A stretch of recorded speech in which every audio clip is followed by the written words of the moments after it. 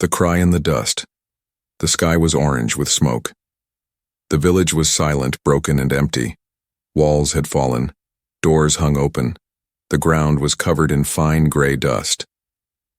Jonas, a human traveler and supply runner, stepped carefully through the wreckage. His boots crunched on broken glass. He was used to ruined places, but this felt worse, like something terrible had happened and no one came to help. He was about to leave when he heard it. A sound, a voice, very small, very weak. "Mom, please wake up." Jonas froze. He turned toward the sound. He walked past a burned transport vehicle, stepped over a fallen support beam, and saw something in the dust. A child, an alien boy, maybe 6 or 7 years old. His skin was pale violet, but covered in dirt. His small hands were clutching something. Jonas moved closer. The boy didn't even look up. He kept whispering, "Please, Mom, please wake up." Jonas stopped a few feet away. The child was kneeling beside a still figure, an adult alien woman, half covered in rubble. Her face was calm. Too calm. Like a statue. Jonas slowly knelt down. "Hey," he said gently. "Is she your mom?" The boy nodded quickly but didn't speak. His lips trembled. "What's your name?" Jonas asked. "Theo," the boy whispered. Jonas looked at the woman. She wasn't breathing. Or, wait. He leaned closer. Faint. Very faint. A breath. Shallow. Weak. But real. "She's alive," Jonas said, surprised. "Barely." The boy's eyes filled with hope. "You can help her?" Jonas looked around. "There's no one else?" The boy shook his head. Everyone ran. Or, they didn't make it. Jonas's jaw tightened. The alien woman looked exhausted, dehydrated, and badly injured. She needed help now, or she would die. Jonas carefully lifted her from the rubble. She was light. Too light. Like she hadn't eaten in days. "I'm taking her to the outpost," he told the boy. "It's a few kilometers from here. Can you walk?" Theo nodded, wiping his eyes with a dirty sleeve. "Then stay close. We need to move. Fast." The walk was hard. Jonas carried the woman on his back. The dust storm had passed, but heat still hung heavy in the air. The boy said nothing as they moved, only walking silently behind him. It took 2 hours to reach the outpost, a small building with a red cross on top, part of the old Earth relief camps left after the war. Jonas banged on the door with his boot. A human guard peeked out from a slit. "What do you want?" "She's dying," Jonas said. "She needs help." The guard saw the alien woman on his back. His eyes narrowed. "We don't treat them." "Orders." Jonas stepped forward. "She's not a threat. She's hurt. And her son, he's just a kid. No aliens allowed. Human-only zone." Jonas stared at the man. "Are you serious?" "Serious as death. Move along." The slot slammed shut. Jonas stood still. For a moment, he said nothing. Then he looked at Theo. The boy was shivering, not from cold, but from fear and hopelessness. Jonas took a deep breath. "All right," he muttered. "Then I'll do it myself." He kicked open the old storage door next to the clinic, one they hadn't locked. Inside were basic medical kits, blankets, and water bottles. He laid the woman on a table, wiped the dust from her face, and gave her water drop by drop. Her pulse was weak, but it was there. Night fell. The lights flickered inside the room, powered by a weak solar battery. Jonas worked in silence. He cleaned her wounds, set her arm in a splint, wrapped her burned skin with care. Theo stayed by her side, holding her cold hand. Hours passed. The woman didn't move, but Jonas didn't stop. At dawn, her fingers twitched. Then, slowly, her eyes opened. She blinked, confused.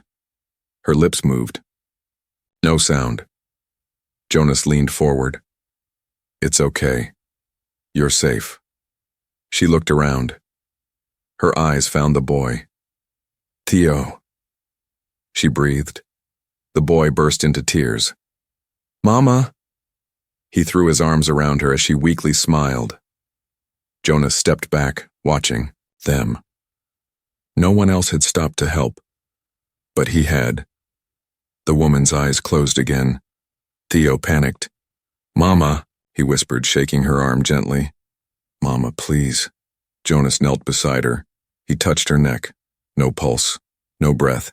He pressed his ear to her chest. "Nothing." Theo gasped. "No, you said she was alive." "I thought she was," Jonas replied, his voice tight. "But now," he stopped. "No." He refused to give up. Jonas dropped his bag and pulled out a small med kit. "I'm not letting her die," he said firmly. He opened the kit. Inside were old tools, barely working. But he had learned a few tricks during the war. He placed 2 fingers on the woman's chest. "Theo, listen to me. I need you to stay calm." The boy nodded, holding his mother's hand.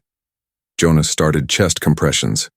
1, 2, 3, 4. His voice was steady, but his heart was racing. Nothing. He tilted her head, gave her a breath, then continued pumping her chest. "Come on," he muttered. "Breathe, damn it, breathe." Minutes passed. Still nothing. But Jonas didn't stop. He closed his eyes, kept his rhythm, and gave everything he had left in him. Then, a twitch. A small, weak gasp. Jonas stopped. His eyes widened. The woman's chest moved. Slowly, but it moved. She was breathing again. "She's back," Jonas said, stunned. "She's breathing."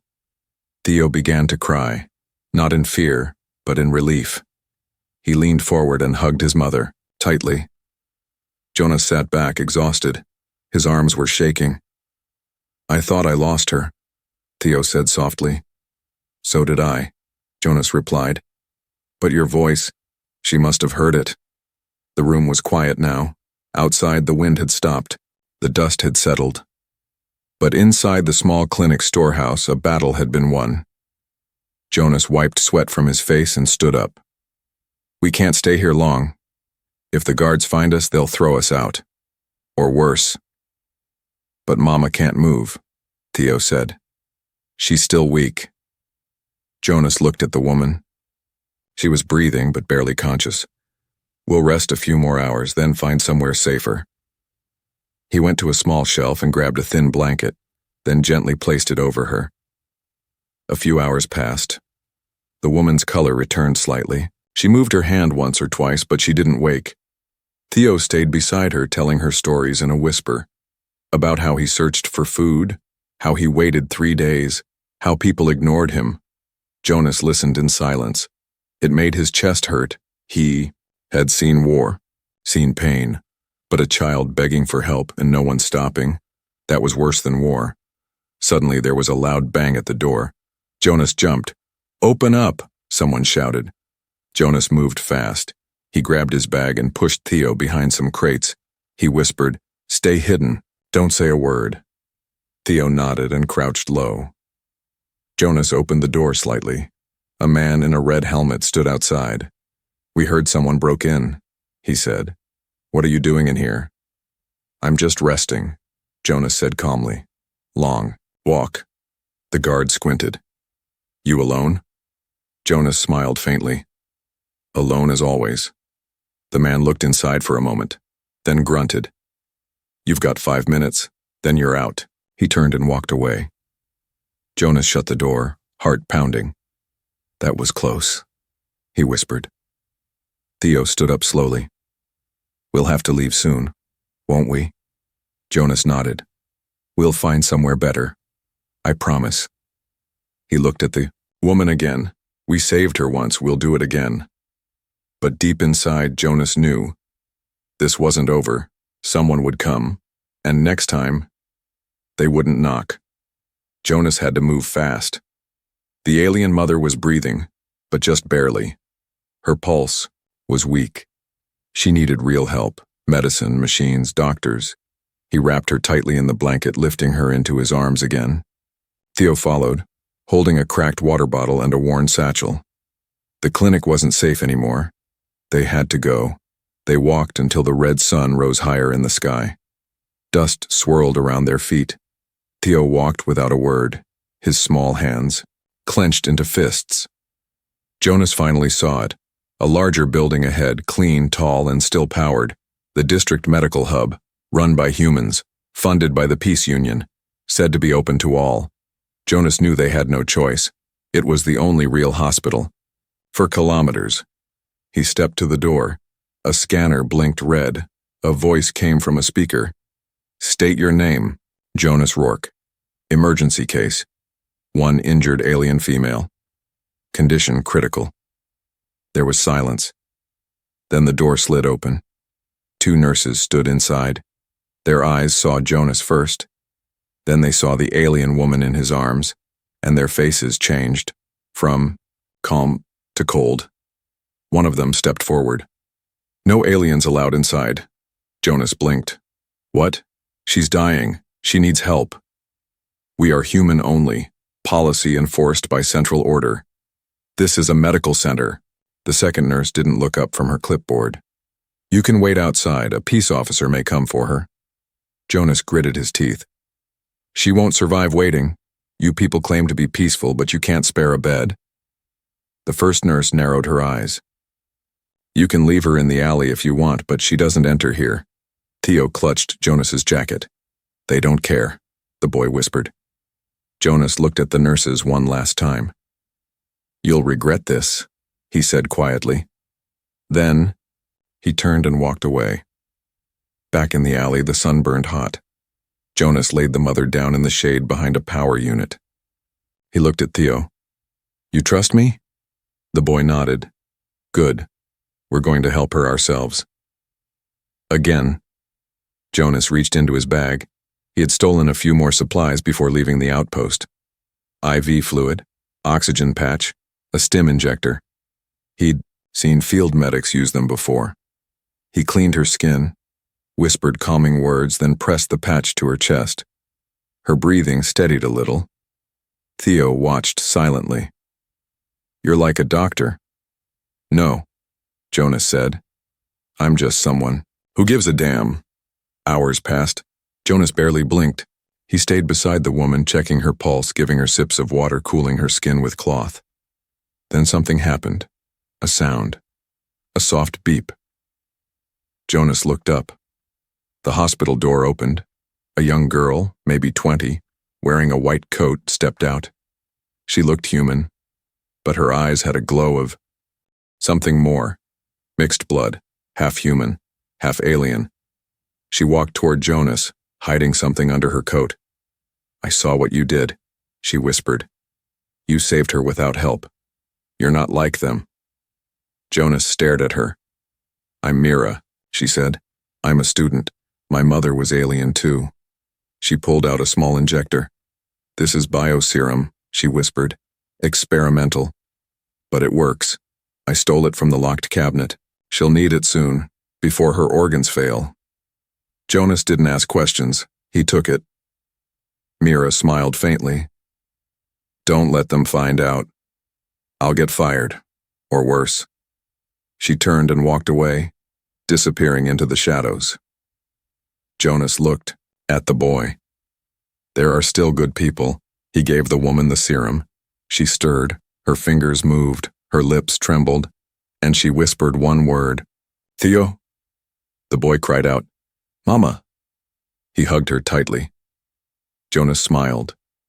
But inside, he knew. This world wouldn't let them be safe for long. The humans in power wouldn't forgive this act of kindness. Something bigger was coming. The woman was awake. Barely. She looked weak, her lips dry and her voice no louder than a whisper. But her eyes had life again. Jonas poured a few drops of clean water into her mouth. "Easy," he said softly. "You're safe. Just rest." Theo was lying beside her, one arm across her chest as if he thought someone might take her away again. "I remember the woman whispered. You, human. Name's Jonas, he said. Found your son calling for help. Couldn't walk past. Tears filled her alien eyes. No one ever stops. Not for us. Jonas looked away. He didn't want her to. See how that sentence hurt him. Night came again. They couldn't stay behind the hospital. Guards were patrolling now.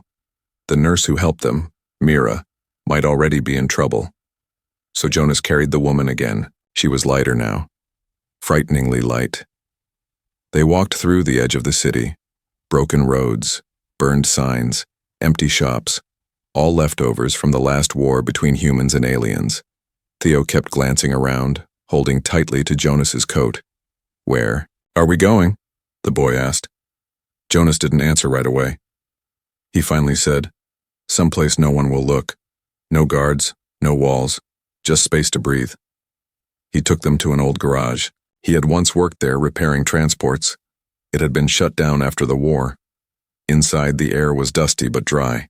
Safe. Jonas made a soft bed for the woman using old tarps and coats. The woman slept for hours. When she finally woke again, she looked stronger. My name, she said quietly, is Kira. Jonas nodded. Good to finally meet you, Kira. She looked around, confused. Why are you helping me? He shrugged. Because your son asked for help, and no one else answered. She reached for Theo's hand. I told him to hide when they came. I told him not to scream, but he did. He called out anyway. He saved you, Jonas said. You raised him right. Kira smiled faintly. His father was human too. Jonas blinked. Really? She nodded. That's why they hated me. Why they left us behind. Mixed blood is cursed, they say. I was no longer pure. Jonas clenched his jaw. Same story. Different planet. Later, that night footsteps came outside. Jonas peeked through the crack in the door. 3 figures, armed. Not soldiers, mercenaries, alien bounty hunters. One of them scanned the area with a glowing stick. Her trail stops here, one growled. She must be inside, Jonas turned to Kira. Can you walk? She shook her head. Not yet. Theo looked scared. What do we do? Jonas looked at the cracked metal wall, then at a set of gas tanks in the back, then back at the door. He took a deep breath. We don't run. Not this time. He moved, fast, tipping one gas canister near the door. He tore wires from an old welding torch and connected them to a solar battery. Theo watched in silence. What are you doing? The boy asked. Jonas picked up a wrench and handed it to him. If they get in, swing this. Scream loud. Make them think I'm not alone. Theo nodded. His hands shook, but he stood ready. Jonas stepped to the door. When the first mercenary kicked it open, Jonas pulled the wire. A burst of sparks exploded, blinding white. The alien fell backward, shouting. Jonas tackled the second one, knocking the blaster from his hand. A punch to the jaw. Another to the ribs, but the third one grabbed Jonas by the throat. He slammed Jonas against the wall. You protect filth, he hissed. Why? Jonas gritted his teeth. Because they're better than you. Then Theo screamed and hit the alien's knee with the wrench. The alien dropped Jonas, roaring in pain. Kira, still weak, lifted a broken pipe from beside her and hurled it with all her strength. It hit the alien in the face. He dropped to the floor. Jonas coughed, holding his chest. Well done, both of you. Kira was panting. Still think I can't fight? Jonas grinned. You just earned a medal. They bound the mercenaries and dragged them out. For now they were safe again. But Kira looked at Jonas with new worry. They'll keep coming, she said. They don't want me alive. Jonas nodded. Then we keep running. Or we make them stop coming. Morning light touched the broken windows of the old garage. Jonas sat near the door, his back against the wall, watching the street in silence. He hadn't slept, not even for a minute. Inside, Kira slept on a bed of old blankets. She was breathing easier now. Color had returned to her face. She looked less like someone about to die, and more like someone trying to live again. Theo curled up beside her, holding her hand. They looked like peace. But Jonas knew peace never lasted. Just before noon he heard something, not footsteps, not engines. It was humming low, mechanical, smooth. Jonas rushed to the front and peeked through the broken slats. His stomach turned. A silver hover car landed outside. It was sleek, polished, marked with a red sigil on its side. The Department of Alien Control, not soldiers, not bounty hunters. Worse, officials. They didn't come to kill. They came to take. 3 figures stepped out. 2 wore dark armor and face masks. The third was tall, thin, dressed in silver robes. His face was calm, too calm. He walked to the garage door and knocked, gently. Jonas opened it just a crack. The man smiled. "Good day. I'm Director Mall. We tracked a signal here. An illegal alien female and a minor." Jonas didn't answer. "I understand. She is with you," Mal continued. "You are not in trouble. But the child must be taken into care. For safety, of course." Jonas narrowed his eyes. "Safety? From what?" Mal didn't blink. "From her. She is a wanted criminal. Charged with scientific fraud, data theft, and biological weapon design." Jonas said nothing. Mal leaned closer. "She cannot be trusted. The boy should not suffer for her crimes." Jonas slowly shut the door. He locked it and turned to Kira. She was already sitting up. "They found us," she said softly. Jonas nodded. "They want Theo." Kira touched her son's hair. "They always do. They say he's not right, not pure." Theo looked up, confused. "Am I bad?" "No," Jonas said firmly. He knelt beside him. "You're brave. You're kind. You're exactly what this world needs." Kira took a shaky breath. "They'll take him. If we run, they'll chase us. If we fight, they'll say we're the monsters." Jonas stood up. "Then we don't run, and we don't fight." "What then?" she asked. Jonas opened the door, again, and walked outside. Mal was still there, hands folded behind his back. "I told you, this doesn't have to be unpleasant," he said. Jonas raised his voice. "You say she's a criminal, a danger. But I saw her almost die protecting that child. And I saw you refuse to help." Mal frowned. "You don't understand the full picture." "Maybe not," Jonas said. "But I understand something else. That boy loves his mother, and no one, not you, not your machines, has the right to tear them apart." Mal's voice dropped. "We will take the boy. The woman will be returned for trial." "Step aside." "No," Jonas said. "Not without real proof. You want them? Bring a judge. Bring evidence.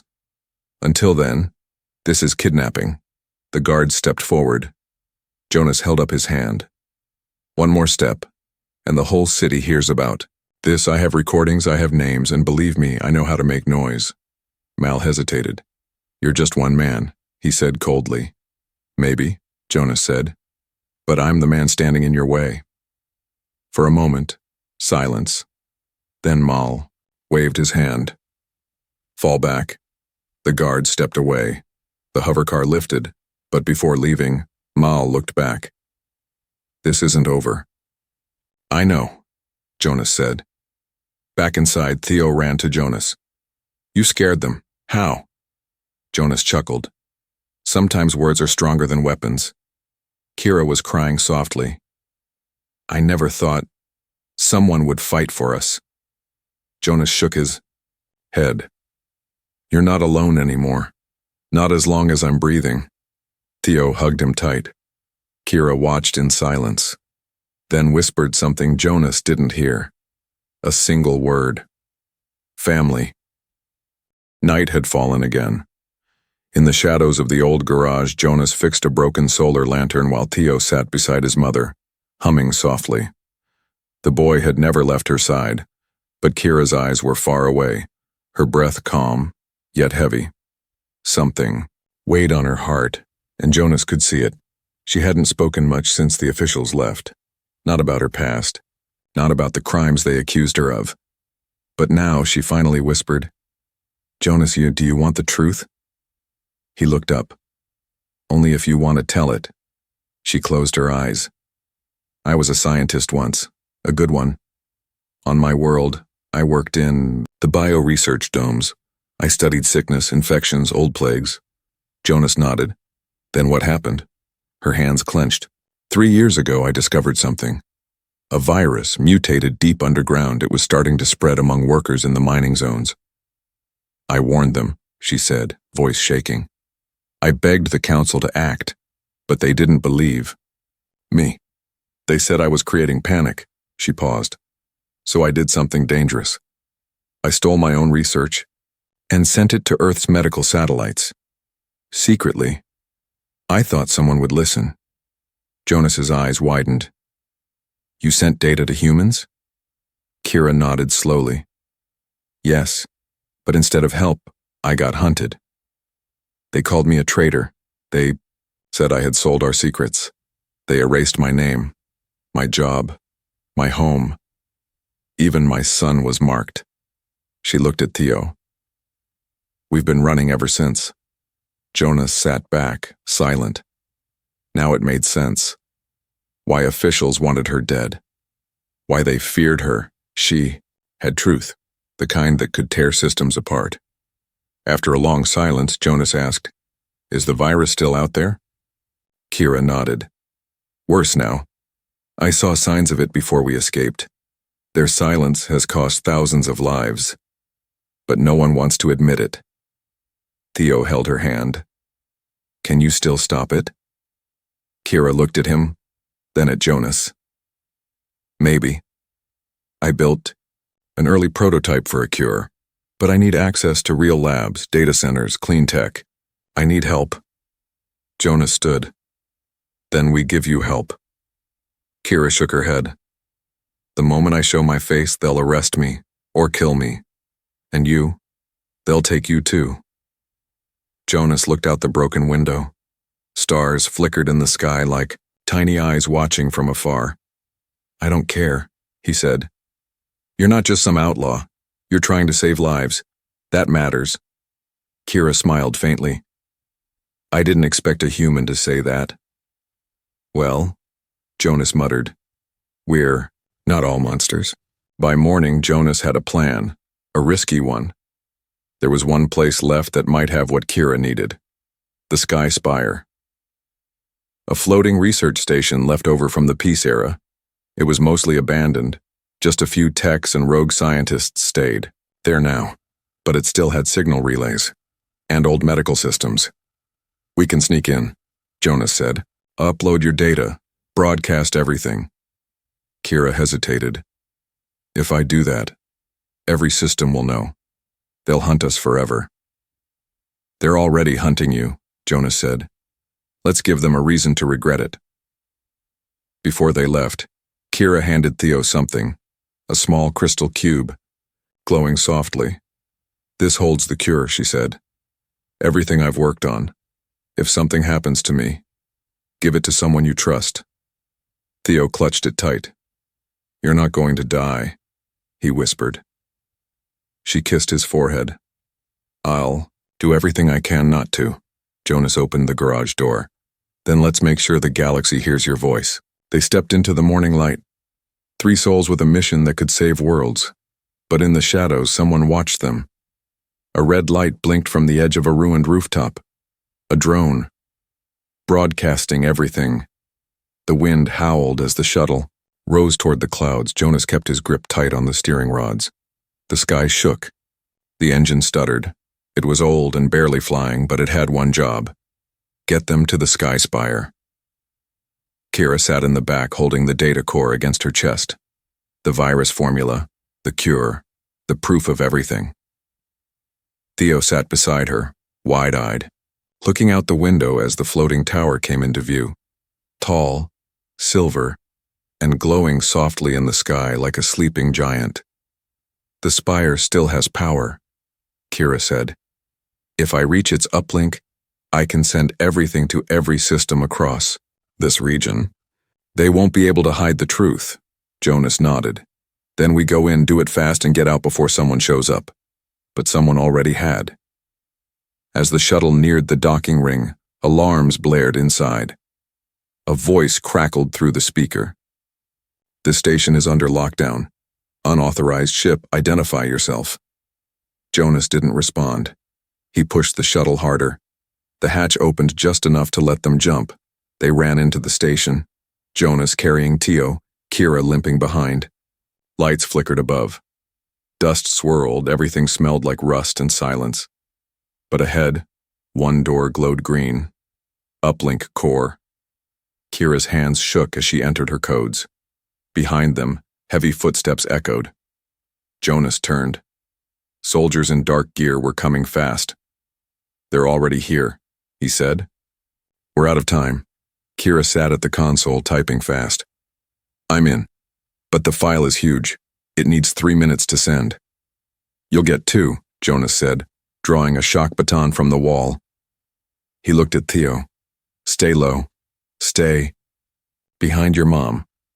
The door burst open. Jonas ran straight at them. He was just one man. No armor, no backup. But he didn't stop. He hit the first soldier in the chest. Hard. The man dropped. The second fired a stun round. Jonas rolled, dodged, and slammed the baton against his leg. Sparks flew. The man screamed, but a third tackled Jonas from behind. They crashed into the wall. The soldier raised a weapon, aiming straight for Jonas's chest. Then, a blinding light filled the room. Behind the soldier, Kira had activated the emergency flare. Jonas grabbed the weapon, flipped it, and knocked the man out cold. Transmission at 89%, Kira shouted. Come on, come on. Jonas panted. The lead officer stepped into the room. It was male. The same silver-robed official from before. He raised his blaster. It ends here, Kira. She stood up, weak but fierce. I've already sent it. Mal looked at the screen. 8%, 99%, 100%. The screen blinked. Data broadcast complete. Across 100 systems, the virus files spread. Medical boards, Freenet satellites, rebel outposts, even Peace Council databases. The truth was out. Too late to stop it. Mal's face twisted in rage. He fired. Jonas jumped in front of Kira. The blast hit him. Hard. He dropped. Jonas! Theo screamed. Kira caught him as he fell. Blood ran from his side. He looked up at her, barely breathing. You did it, he whispered. They can't silence you now, she cried. Don't talk, just hold on. More soldiers rushed in, then froze. Screens around the room were flashing, red warnings, virus alerts, cure data, names, proof. The entire tower was echoing with the truth. Outside, the galaxy was waking up. 2 hours later, Kira sat by a clean bed. Jonas lay there, bandaged, alive but unconscious. Theo rested beside him, curled up like a kitten. Mira, the half-human nurse who once helped them, had arrived with rebel medics. You saved billions, she told Kira. You changed everything. Kira didn't answer. She was watching Jonas. He saved us first. Days passed. Jonas finally opened his eyes. Kira smiled through tears. You're back. He winced. I don't do quiet hospital beds well. She laughed. Theo climbed into the bed, hugging him tight. You didn't let them take me. Never will, Jonas said softly. Outside, news feeds were exploding. The Peace Council was in chaos. Protests, investigations, calls for reform. They couldn't erase what had been shown. The virus, the lies, the cure, and the woman they called a criminal. Now she was a hero. Kira, Theo, and Jonas were offered protection, medals, even a new home. But they chose something else, a small ship, a quiet life, a galaxy still full of hurting people. Together they flew off, not as fugitives, but as a family.